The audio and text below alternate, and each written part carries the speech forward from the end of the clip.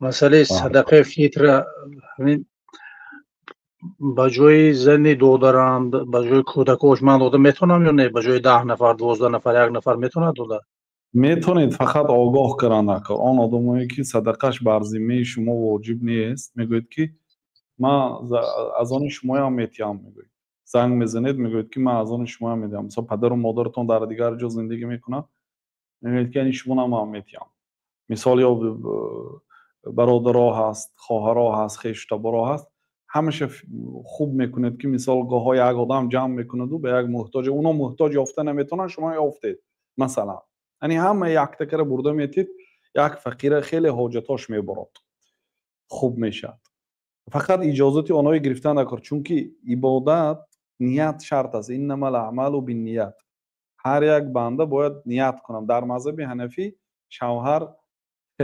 یعنی که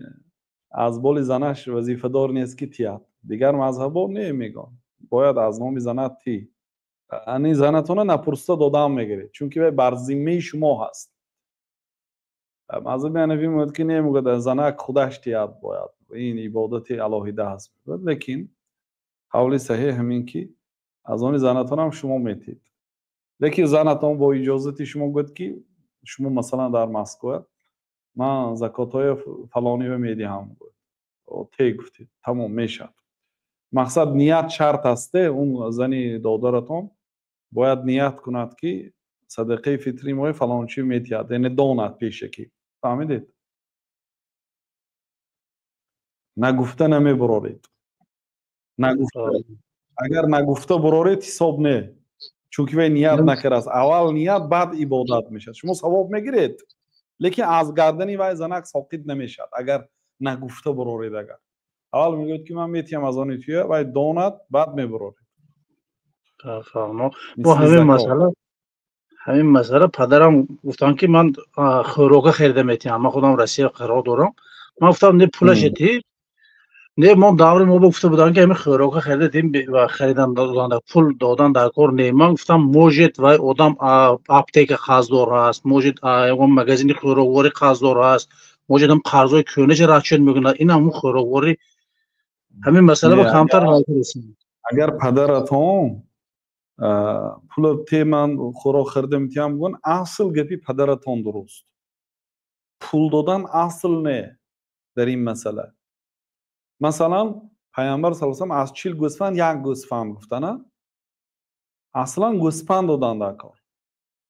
برای چی شریعت از 40 گوسفند یک گوسفند گفت و نگفت که اون گوسفند فروخته پولش تی نگفت از 40 گوسفند یک گوسفند آدمی که در چراگاه گوسفند میچراند زکات گوسفند از گوسفند میتید شریعت حکیم است بله درست است که مثال اگر برای آدمی کمبغل من گوسفند چون میکنم من در کوارتیر زندگی میکنم بالکمش به جان دارم گوسفند برای من کشتنش هم نمیتونم پولش تید خوب است گفت پولش تید مایلش اجازت لیکن برای چی شریعت همونجا پولی نقد واجب نکرد و گوسفند واجب کرد حالا آدما مثلا سر و لباس میفروشم هم میگفت اجازت است که من به جای زکات پولی نقد نمی سر و لباس تقسیم کنم میگفت اجازت نیست اصل اجازت نیست برای چی به حوزه راست پرده اجام سر و لباس های نفروختگی های میتیاد کم بغل آور سر و لباس هایی که کهنه شدگی یا سودا ماندگی راز میراش یک تا دو تا ماندگی هیچ کی نمیخریدگی میتیاد و صاف میشه از زکات نه کم بغل بهره میبرد نه این ثواب میگیرد مقصدشون گریختن از زکات مالایی که سودا نمیرد کو انا مهون میدیاد مقصدش همون دادنی پولی نقد دادن دل نمیشه و شریعت پولی نقد گفت اینو راه میکنن که اجازت میگم سر و لباس تیم یا اجازت می چیز تیم گفته بله این مسئله اختلافی هست لیکن اصل باید در اونجا پولی نقد دیاد در مسئله زکات فطر اصلا شریعت تعام گفتگی است اینجا مردم پولی نقد میشد نمیگن عجیب ده مردم از ایپوتک قرض میگیرن نپرسیده سال میگن که داملا ما از ایپوتک قرض بانک قرضدار هستیم حج رویم یا عمره رویم ممکن میگن نپرسیده پول ریبا قرض گرفتن قربانی شود میگن که همین قربانی قرض بکنیم میشد میگفته بپرسه اصلا چوه تو نپرسیدی که این خانه قرض بگیرم میشد می نگفتی وقت چنده یا عقیقه قرض بکنیم میشد می ما گفته ما شنیدگی که قرض با ممکن نه گفتگی آخه چوه این پتی که با خانه گرفتی قرض گرفتی از خانه نپرسیده گرفتی کو یعنی عجیب مردم پولی نخته گفتگی جان ده بارتی هم میشد نمیگد بارتی گفتگی پولی نختی هم میشد خیره کن مراسده بله گفتی پدرتان اصل است برادر مادامی که به آدم همین همت دارد یعنی ما به آدم وزنی هم نمیکنیم نمیگوییم که یوه آدم کمبغل یا او تمام خریده برده تیسانی و بیچاره کمبغل مثلا 50 کیلو برنج جمع شد به پیشش و 50 کیلو برنج به وای زیادتی میکند برآورده فروشت پول ارزان به این خیلی هم نمیگوییم بینیتون اگر تعام تیتونا من دینه در صحبت‌های گذشته گفتم یا نمود تعام تیت که بخورد همشه یعنی نه پرتات استفاده برای حال که مسئله جو گاو زنیم جو مرغاش باشد میتیت کنه نعوذ بالله این به مسخره نیست احکام شریعت یعنی پیامبر صلی الله علیه و سلم وقتی که جو خرما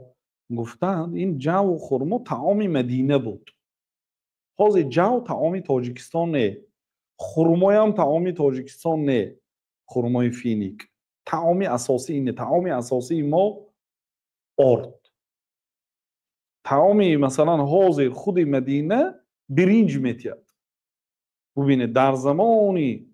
پیامبر صلی الله علیه و طعام اساسیشان خرمای و جو بود بله خرما حالی هم طعام اساسیشان باقی ماند ولی حاضر برنج طعام جای جو گرفت جو هیچ کی نمیخورد حاضر جو حتی نیستم نمیکشتم هیچ کی نمیکاردم